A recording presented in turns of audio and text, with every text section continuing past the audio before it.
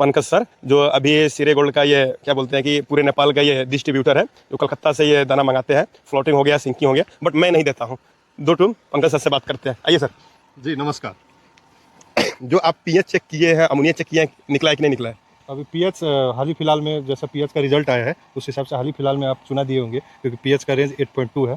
ठीक है, धूप में पीएच का, अभी धूप के समय में पीएच ज़्यादा भी रहता है, हम लोग 8 को अच्छा मानते हैं। चलिए 8.2 है, ठीक है, पीएच अच्छा है। एमोनिया इसमें 0.25 है, उसको नामात्रा मान के चलिए। 0.25 को हम लोग एमोनिया नहीं मानते हैं। बस समस्या वही जो मिट्टी का समस्या है, ठीक है, मिट्टी में जो सल्फर पैदा करने वाला जो वो है कारक तत्व, उसी को नष्ट करना जरूरी है, जैसा कि वर्मा सर बताए। ठीक है, अगर इसमें वो प्रोबायोटिक्स जो सोइल प्रोबायोटिक बेस का सल्फर को गैस जो उत्पादन कर रहा है उसको खाने वाला कुछ चले, जो कि उस तत्व को खा जाए, तो मतलब फिर दोबारा ना हो। पंकज सर है, उनसे भी छोटा किसान के बारे में उनसे भी कुछ दो टूम ले लिया जानकारी। आइए सर, इधर कैमरा। आप किसान के बारे में कुछ छोटा मोटा जो किसान है उनके बारे में कुछ दो टूम बता सकते हैं, क्योंकि आप तो पूरे नेपाल को भ्रमण करते हैं, पूरे तालाब आप जानते हैं, कौन सा एरिया किस तरह मतलब की ग्रोथ होता है, क्या प्रॉब्लम, कौन सा जगह पर कौन सा प्रॉब्लम आता है, वो तो खैर आपको पता है, क्योंकि एक आप दवा का ये डीलर भी ले चुके हुए नेपाल के अंदर में, दवा सप्लाई करते हैं, जो भागीरथी भेट फार्मा है। उसके बाद आदित्य जो फीड कंसर्न, क्या बोलते हैं, क्या नाम है, Aditya feed concern, Nepal feed concern और भाग्यमती, ये सब ये आपका दाना का भी है। तो ऑलरेडी आप पूरे नेपाल भ्रमण करते हैं,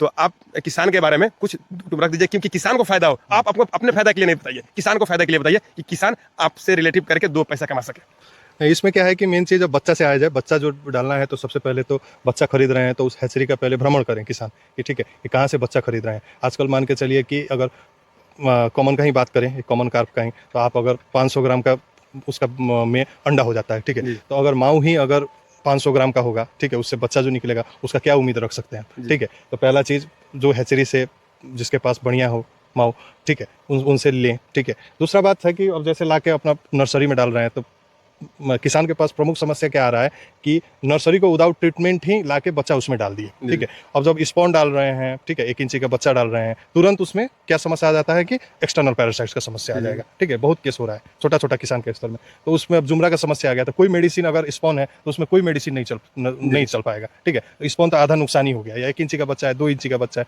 बहुत प्रिकॉशन से कोई सभी मेडिकेशन कहने का मतलब पहले अपने नर्सरी में रखे, उसके बाद ही तालाब में लाकर छोड़े। नहीं, नर्सरी में रखने से पहले नर्सरी को ट्रीटमेंट करें। ठीक है, जैसे सैनिटाइज कर दें, ठीक है, एक्सटर्नल पैरासाइट्स का। सैनिटाइज क्या चीज से करे हो, चूना से या क्या क्या? नहीं, चूना तो वो तो पोन प्रिपरेशन के टाइम में, ठीक है, वो तो मान के चलिए कि 5 केजी का हम लोग जनरली कट्ठा बोलते हैं, 4 से 5 केजी का कट्ठा। और अगर आपके पास मान के चलिए कि ऑलरेडी पोंड में पानी है, तो उसमें आप जनरली 2 किलो का कट्ठा के हिसाब से आप चूना का छिड़काव कर सकते हैं। ठीक है, उसमें एक्सटर्नल पैरासाइट्स का दवा वगैरह डाल सकते हैं। ठीक है, उसके बाद में आप मान के चलिए सैनिटाइजर यूज कर सकते हैं। सैनिटाइजर बहुत सारा बाजार में सैनिटाइजर उपलब्ध है। ठीक है, तो ये सब यूज कर सकते हैं। दूसरा चीज़ क्या है कि सबसे बड़ा चीज़, उसको शिफ्ट करने के टाइम में स्टॉकिंग डेंसिटी का वर्मा सर ने बता ही दिया। स्टॉकिंग डेंसिटी का बहुत ध्यान रखना जरूरी है। यहाँ पे क्या है कि हम पश्चिम साइड में जाते हैं या पूर्व साइड, तो ठीक है, लेकिन पश्चिम साइड में अभी भी क्या है कि कट्ठा का लोग मान के चलिए कि 600 पीस, 700 पीस, 1000 पीस भी कट्ठा का डाल रहा है। तो वो लोग 1 साल में नहीं, 2 साल में भी 1 केजी नहीं बना पा रहा है। ठीक है, ऑक्सीजन फेल्योर, ठीक है, ये सब का समस्या है। साथ में हम किसान को ये बोलना चाहेंगे कि प्रत्येक किसान,